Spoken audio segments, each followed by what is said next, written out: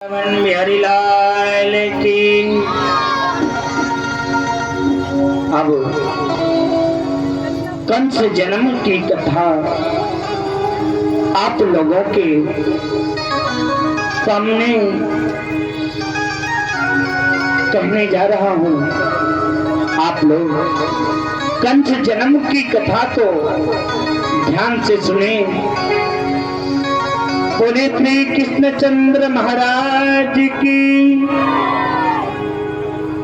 सुखदेव स्वामी जी कहते हैं कि हे राजन, अब मैं तुम्हें कंस जन्म की कथा सुनाता हूँ।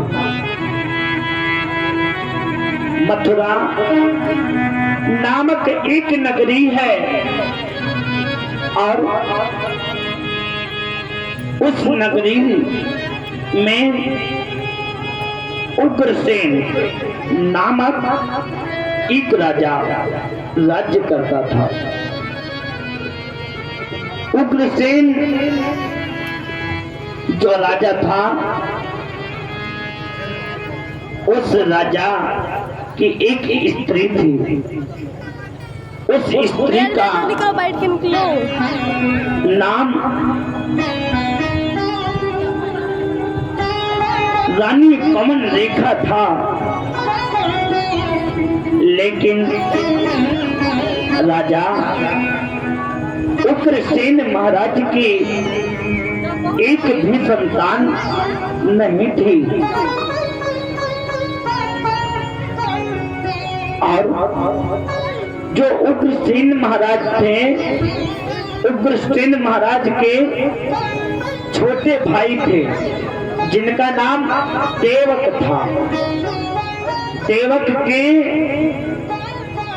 4 पुत्र और 7 कन्याएं थी। एक दिन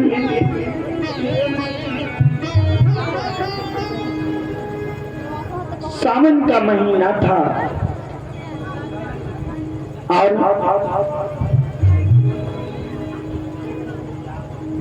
घर घर में झूला पड़ रहे थे।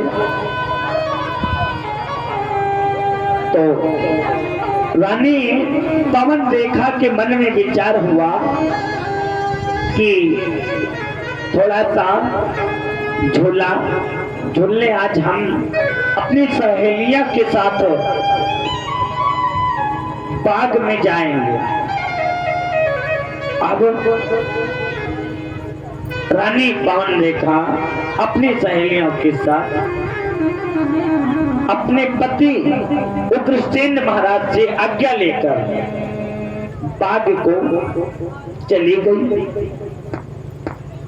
बाग में जब गई तो झूला डाल दिया और जब झूला पड़ गया तो वहां पर एक राक्षस था। उस राक्षस का नाम था दुर्मलिक राक्षस। दुर्मलिक राक्षस जो था, रानी पवन रेखा के ऊपर मोहित हो गया तो वहां बाग में जाके छिप गया था। जब बाग में छिप गया और अपनी राक्षसी माया को फैलाया, जैसे राक्षसी माया को फैलाया कैसे, खूब जोर से एक आंधी को उसने चला दिया। आंधी खूब जोर से आ गई और जब आंधी आई तो आंधी के साथ पानी आ गया। आंधी पानी दोनों साथ में आ गया तो रानी पवन रेखा जो थी अपनी सहेलियां से बिछड़ गई। सारी सहेलियां जो थी वो तो चली गई। रानी पवन रेखा अकेले बिछड़ गई।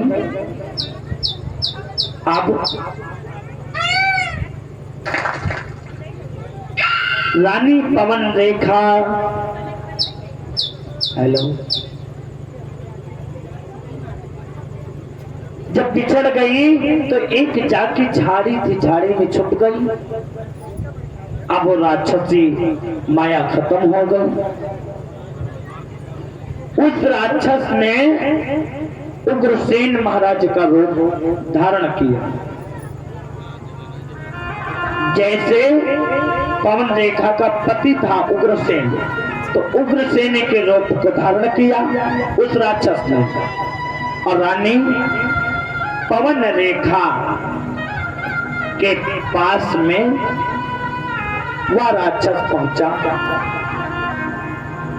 तो जब रानी ने अपने पति के भेष में उस राक्षस को देखा, तो रानी ने उस राक्षस से अपने पति को समझ के कहा, स्वामी तुम और इस जंगल में क्या करते हो?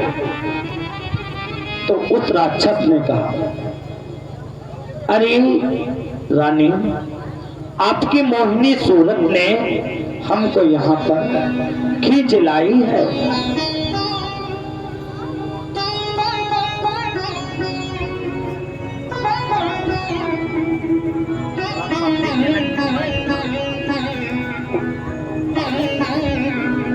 उस राक्षस ने रानी से कहा, हे रानी, आपकी मोहिनी सूरत ने हमको इस जंगल में खींच लाई। रानी ने कहा, अरे स्वामी, तुम हमें विवश मत करो। उस राक्षस ने कहा, नहीं, मैं तुम्हें विवश नहीं कर रहा हूं। उस राक्षस ने रानी पवन रेखा से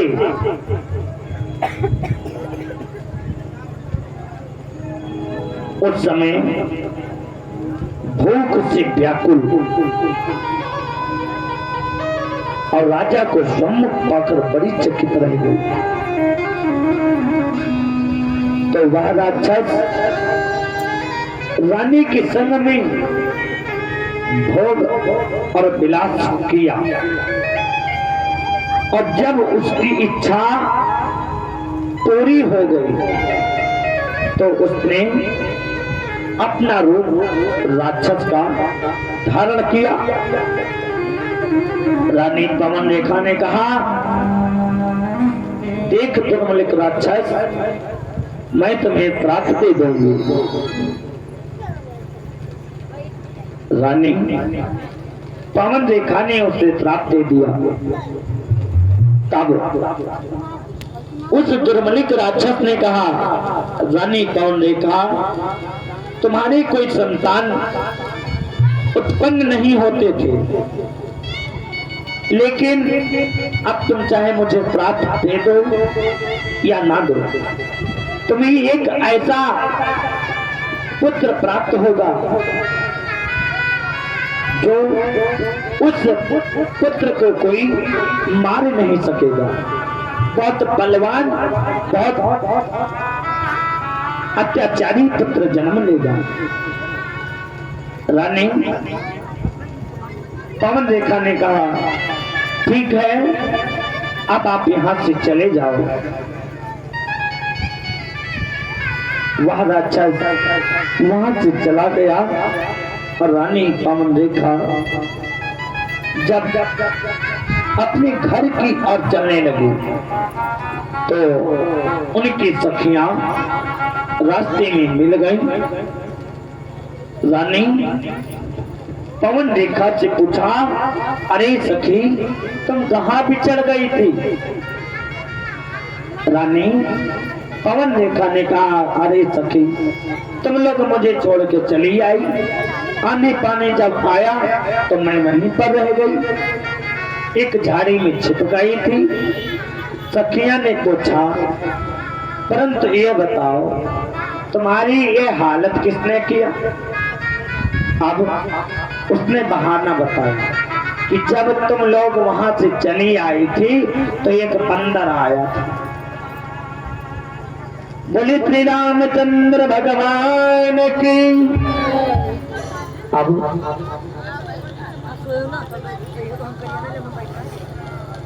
रानी पवन रेखा अपने घर को चली आई। कुछ दिन, कुछ महीने, कुछ समय का इंतजार था। जब समय पूरा हुआ तो रानी के गर्भ से एक बहुत सुंदर बालक ने जन्म लिया। और जब उस बालक ने जन्म लिया तो उस समय आंधी आ गया, पानी आ गई, त्रिलोक में हलचल मच गई, बिजली तड़पने लगी, संसार में भूकंप आ गया, पृथ्वी कांपने लगी, संसार भयभीत हो गया। बोले वृंदावन बिहारी लाल की। पृथ्वी पर भूकंप आ गया जब कंस ने जन्म लिया है।